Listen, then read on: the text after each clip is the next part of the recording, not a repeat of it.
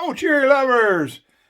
I'm glad you guys stopped by. I thought I'd bring you along today.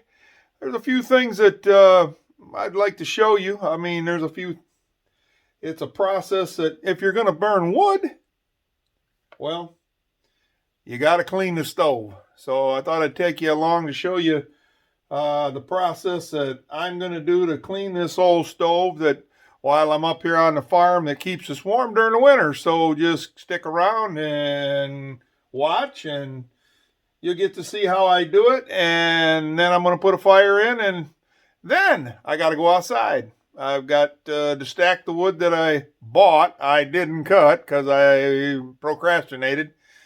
And a few other things out there. So stick around.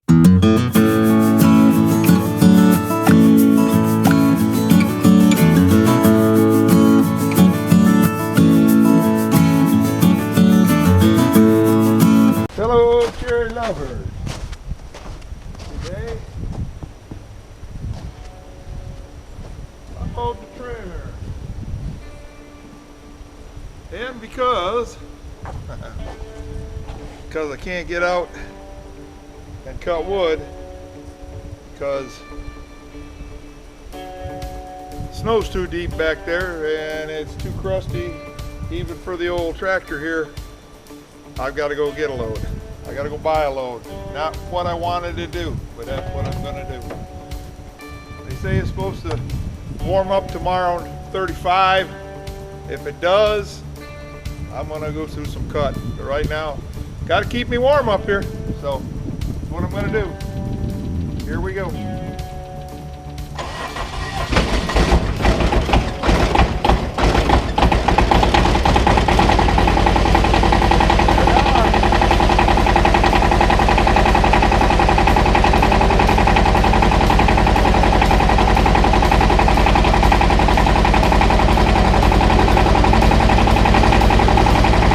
Okay, let's go over here and open up the shed.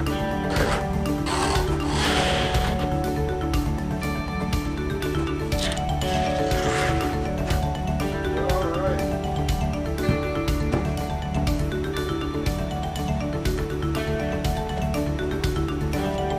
Thank God for a shed, folks. Thank God for sheds. Alright, let's go unload that tractor.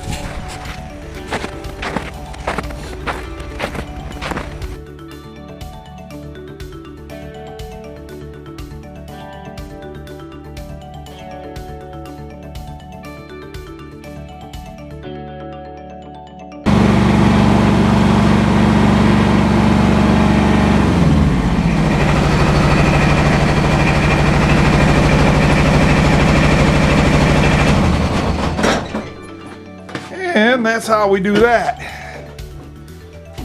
So nice having a nice shed that I built this summer. But like I said, spring gets here. Got a lot of things I gotta do. Okay, let's close this up and go get some wood. Okay, people, just a random day. Whew, it sure is cold. I'm gonna go get this wood. Like I said, it's gonna cost me about 50 bucks for a cord of, it's a RIT cord, it's not a face cord, but that'll last me if I come up about every week or two. It'll last me till mid-February, and then like I said, if the snow gets deeper, I'll probably have to go buy another. I'm gonna tell you this. I'm gonna tell you this, folks. Me, Larry, is gonna make sure he's on top of the wood next year.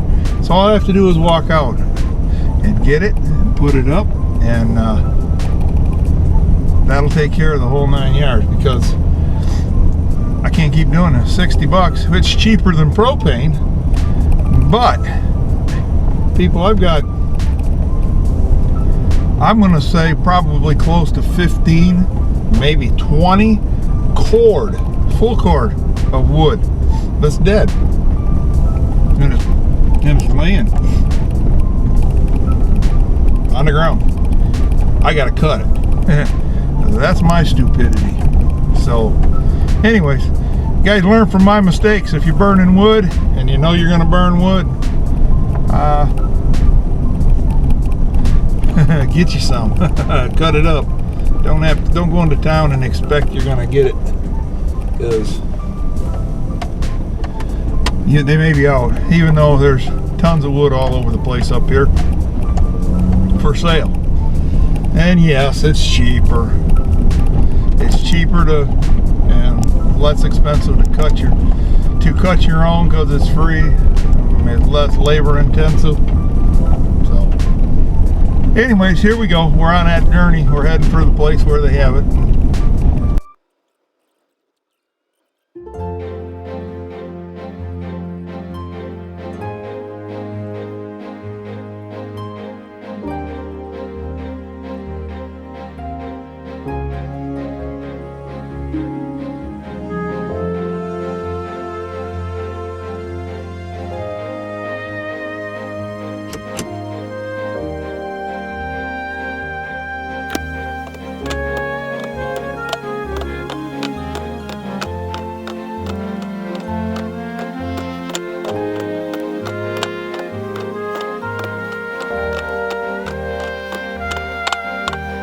Okay, folks, let's get started. Let's get started cleaning this out.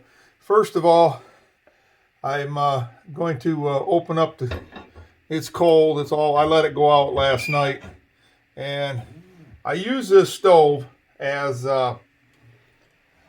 basically as a wood stove. I can use it as a fireplace also. As you can see, there's two different ways I can open this up. But I usually mainly use it for a wood stove. I keep this closed and then load all the wood up, and that's how I keep the place heated. But as you can see, we have a whole lot of ash that is building up, and it doesn't get the proper draw and everything that you want. I cleaned this chimney out up there this spring, and everything looks pretty darn good. I see a crack in the back, but that's just the mantle that goes across to let the wood go up in there, the smoke go up and over. So that's what I'm doing. That's okay there. Everything looks sound, secure.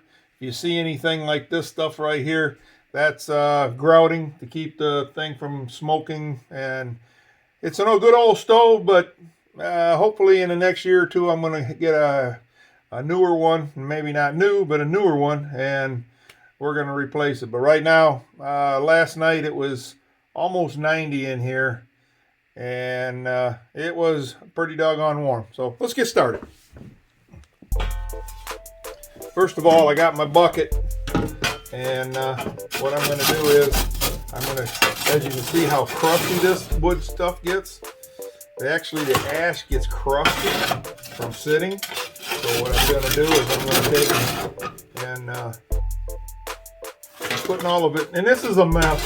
You guys can lay down tarps, whatever you guys really want to do.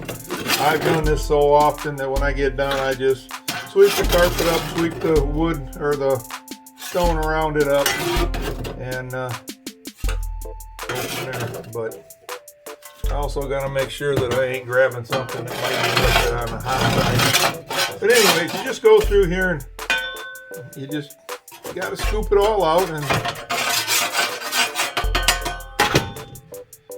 get it all cleaned out. Take the, I don't know what they call it. I call it a heart. It's not a heart. Take that out. Now you just take this stuff, and believe it or not, I'm gonna, all these logs that you see, I throw in probably 8 to 10 logs a day when it's going full bore. Look at all the ash. Okay, there's a lot, but there's not a lot. If you would say it that way. So a lot of wood gets burnt, and the bulk of that wood is amazing how after it burns down, how little ash you have after all that wood. It's just unbelievable. I look at that sometimes and go, man, I threw, a half a cord of wood or a cord of wood into this stove, and this is what you see out of it. So, like I said, you just keep scooping it all out, and I don't go through a whole ritual of vacuuming and go through cleaning it all and making sure that it's immaculate, because all you're going to do is reburn. So, but yeah, you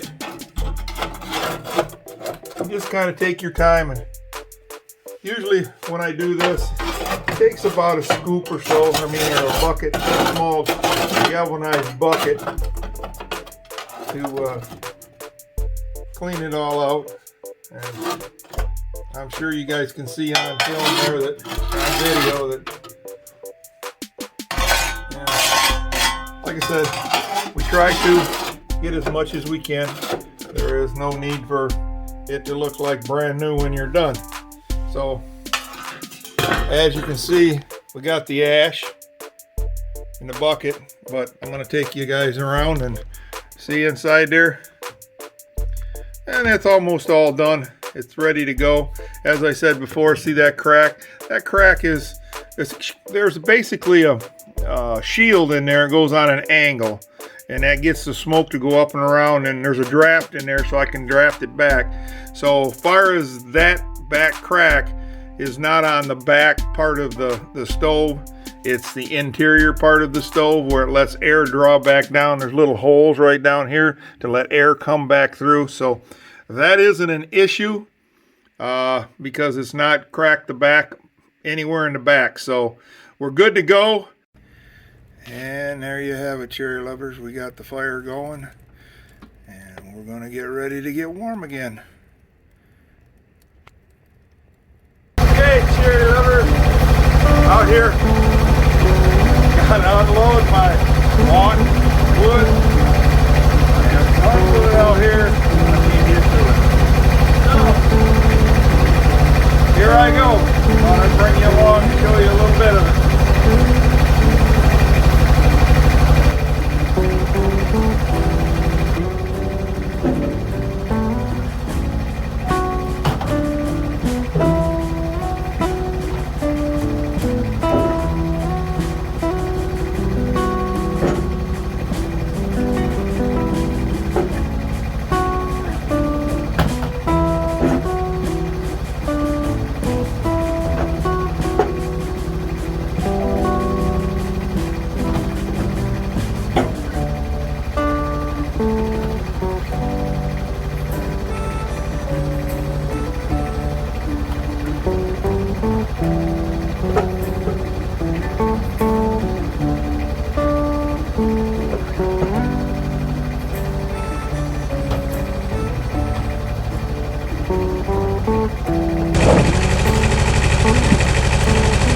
Thing I want to say to all my cherry lovers out there: burning wood saves a lot of money. A lot of work, hard work. Cut the wood one thing.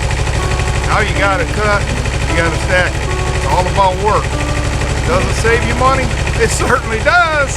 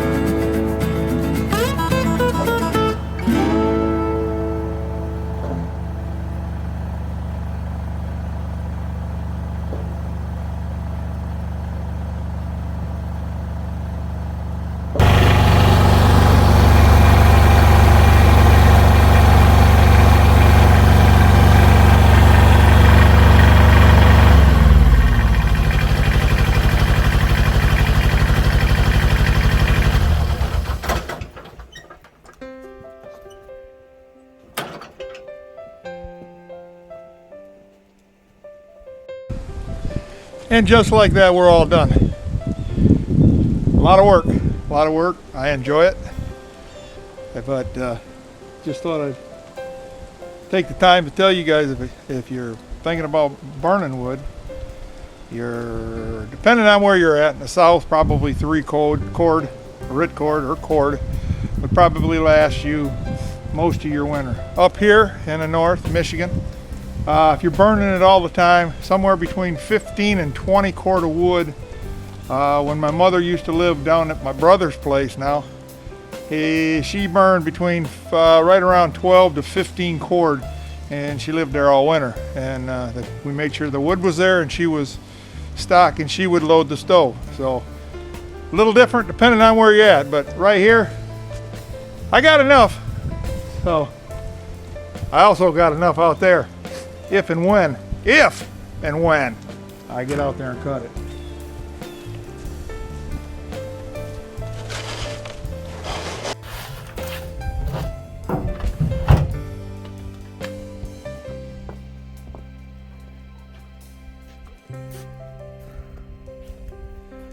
So on that note, if you guys like this video, this little video showing you me going to get the wood, also going to get the bringing it back, me unloading it, cleaning the wood stove, showing you kind of a way to keep your stove clean, hit that like button. It's a little one. It's right, I think it's right down there, and hit it, and give me a blue thumbs up.